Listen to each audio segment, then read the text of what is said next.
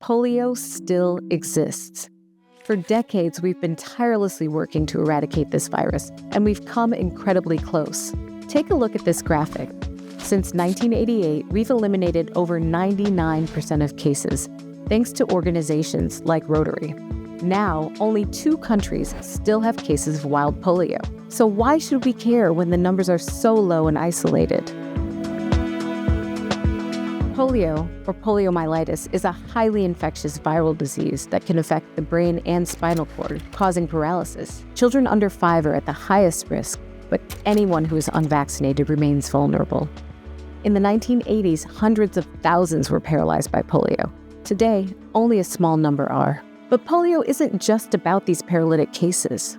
Less than 1% of those infected with polio develop paralysis, yet all cases are contagious. This means the virus can silently circulate, potentially leading to an outbreak.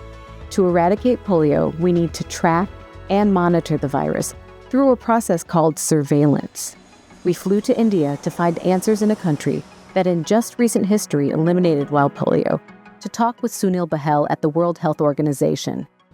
Surveillance is defined as data collection for action. This is the eyes and ears of any public health initiative. It tells us where the virus is circulating, how many cases are happening, how is the disease spreading, and finally, it helps us to demonstrate that the disease is actually gone.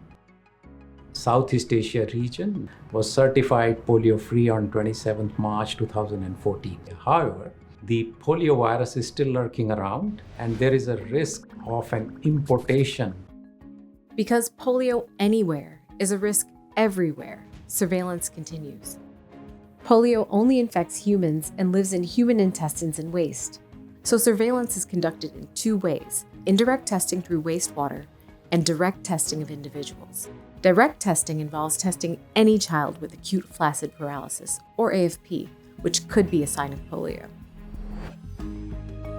Yeah, I am here present, he was acute flaccid paralysis case. There is a suspected polio case. He is being reported by a St. Stephen's Hospital, Delhi, and I am looking for the house here. There is an extensive system that has been put in place by the program, बाहर में खींचे, बाहर में करें. Okay, good.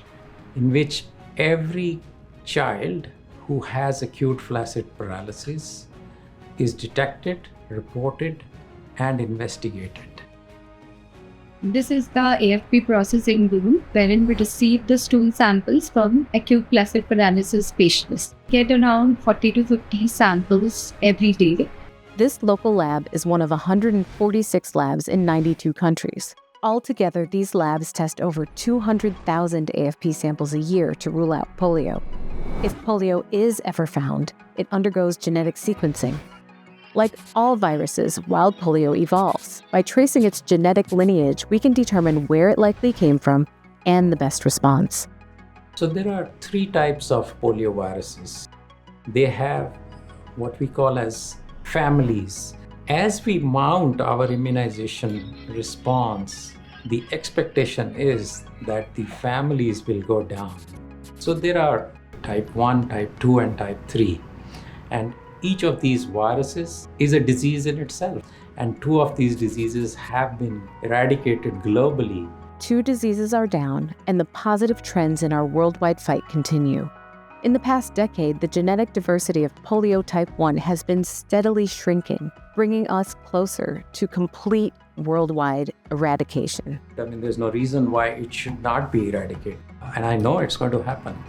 It's just a matter of time.